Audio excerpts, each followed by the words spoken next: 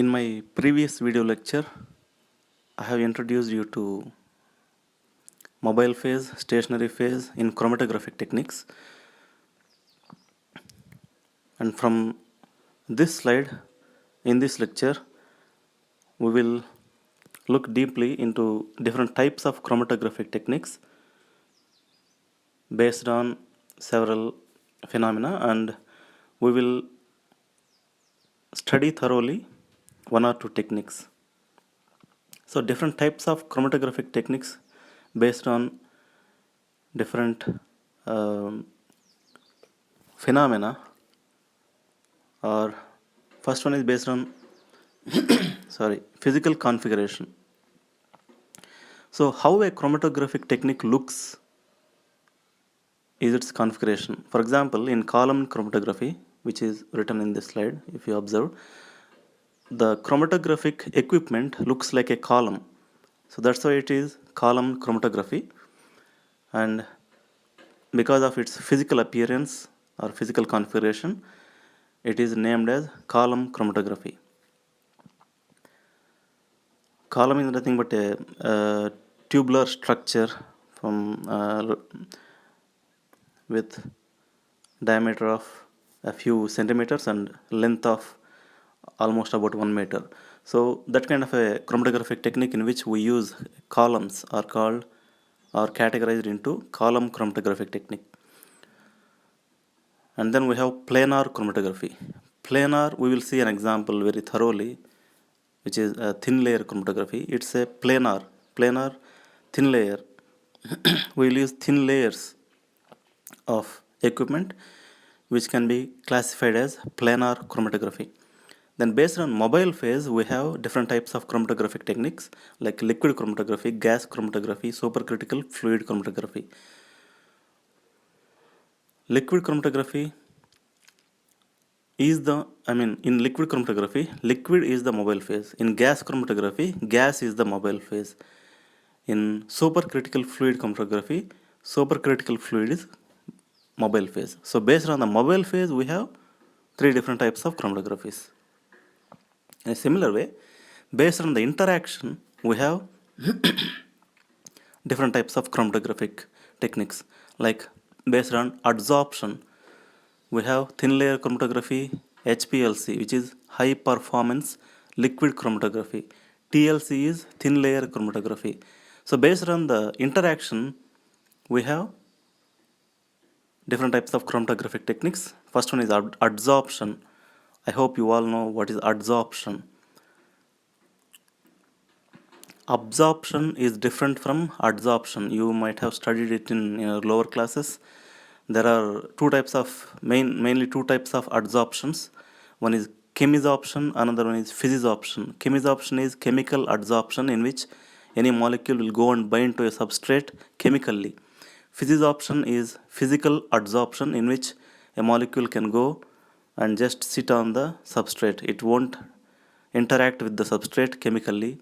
It just sits. It just interacts physically with the substrate. So it's physisorption. Okay, we will not worry about those different types of adsorptions. What we worry about here is different types of chromatographic techniques, and based on interaction between the mobile phase or and stationary phase and all those phases, we have different types of chromatographic techniques that can be classified. And based on adsorption, which is the interaction is adsorption, we have TLC and HPLC. Then we have partition chromatography, which is based on paper or liquid partition. So partition means separation. Ion exchange, we have ion exchange chromatography. So here, as we have previously, if you remember, we have studied this cation exchange, anion exchange resins in water purification. So similarly, based on ion exchange, what kind of ions can get exchanged, we have ion exchange chromatography. And then we have molecular exclusion chromatography. So we have different types of chromatographic techniques based on different types of interactions or physical configuration or mobile phase. So this table or this page you can refer to like liquid chromatography, gas chromatography, supercritical fluid chromatography, um, what kind of mobile phases, stationary phases, what kind of equilibrium is attained in these types of chromatographies are tabulated in this page, so you can read it for yourself and understand. For example, I will take one example here. Liquid chromatography general classification. We have a specific method which is liquid bonded phase, the second one, and stationary phase is organic species bonded to a solid surface. So that's the stationary phase. And the type of equilibrium is partition between liquid and bonded surface. So if this is based on the equilibrium between the liquid and bonded surface. So that's how you can read this table. It's not that much important, but it's for your understanding.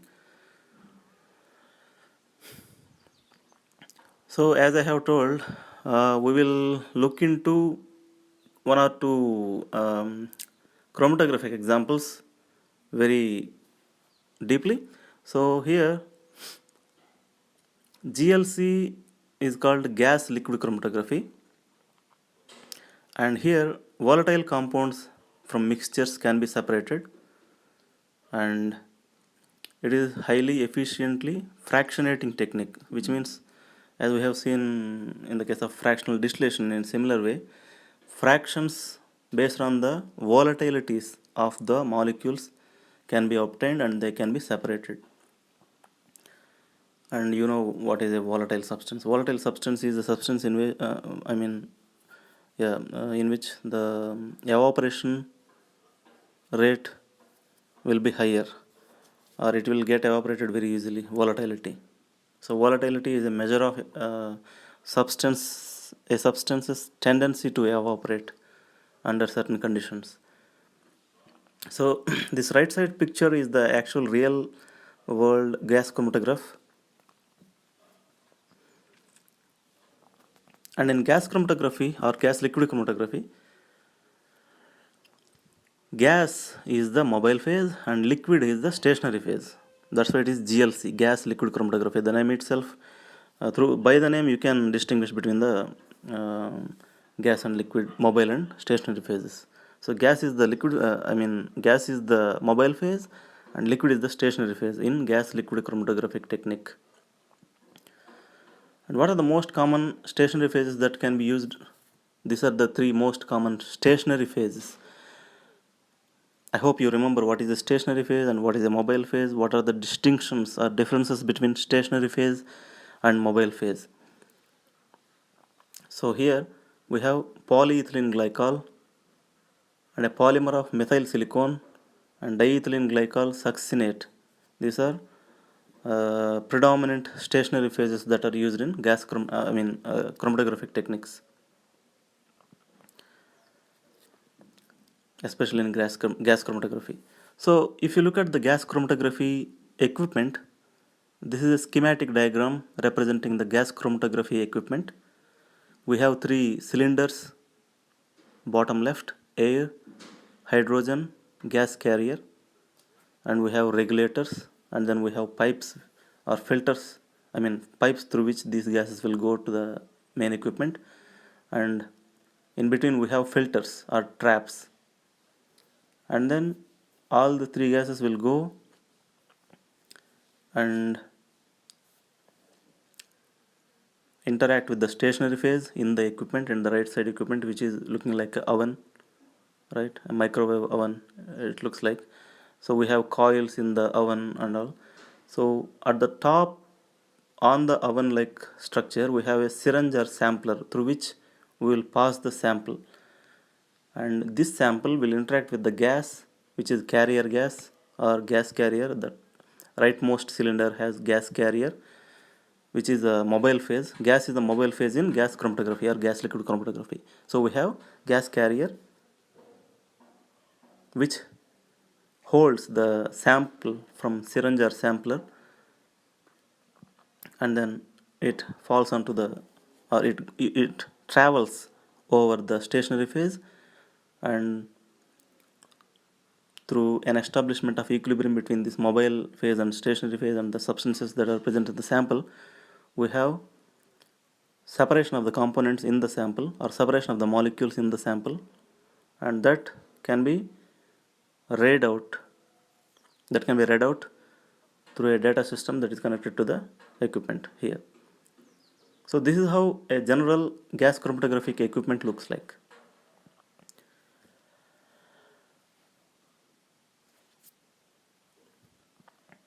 This is a skeletal representation of the same equipment that is discussed previously in the last slide. So we have gas inlets, injector, detector amplifier. Amplifier is a device by which we can amplify the signal. If some components are giving very less signal, that can be amplified so that we can read the data. So this is actually oven only, thermostated oven. So in the oven, through this coil, there will be travel of substances that are carried through gas carrier and over the stationary phase, and they can get separated and detected at different times. So how can we characterize a sample or a mixture containing different substances in a gas chromatography or chromatography per se? We can do it by reading the data obtained from the computer interface connected to the instrument. So here, this slide is a chromatogram of petrol. We know that petrol contains organic molecules like butane, 2-methylbutane, hexane, benzene, 2-methylhexane, all this stuff. And we can test petrol by running it through gas chromatography, and we can detect whether butane is present or not, whether hexane or benzene is present or not. We can check it through a chromatogram. So this is how the data looks like from a gas chromatography. So actually, area under the peak or area under the curve is proportional to the amount of that component. So if you observe here in the chromatogram here, we have, for example, if you take this peak number 2, we have area under the curve for peak number 2 is very much higher than area under the curve for peak number 1. So that is how we can distinguish how much amount of peak number 2 corresponding to here right side 2-methylbutane is present when compared to peak number 1, which is butane. And also, based on the number of carbon atoms, we can estimate what kind of a framework or what kind of a organic molecule is present in the sample.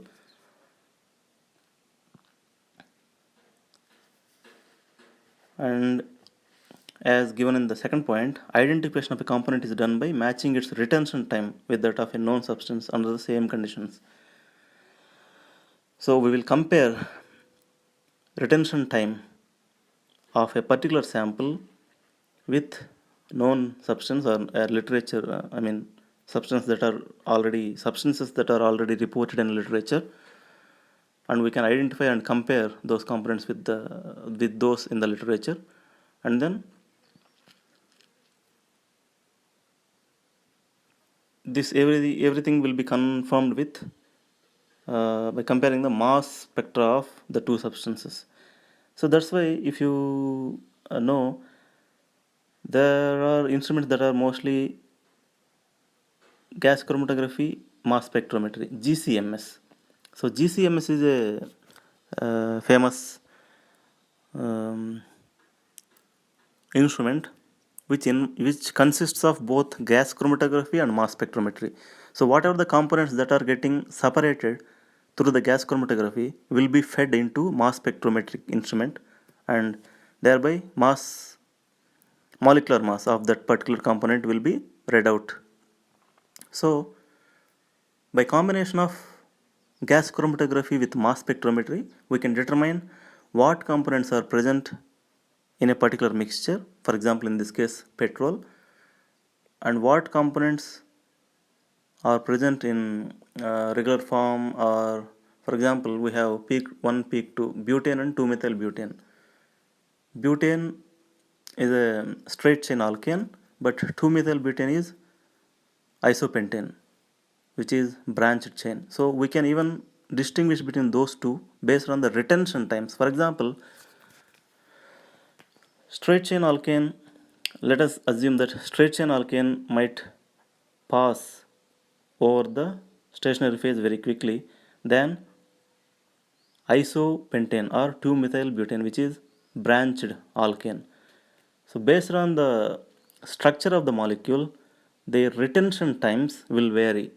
And I hope you all know what is retention time, because in the previous lecture, previous video lecture on chromatography, I have taught you about retention time. So it is nothing but, for example, in these two, in this case, butane and 2-methyl butane, they might get retained in the mobile phase when mobile phase passes over the stationary phase to different times. Butane might retain very less time, it may pass very quickly.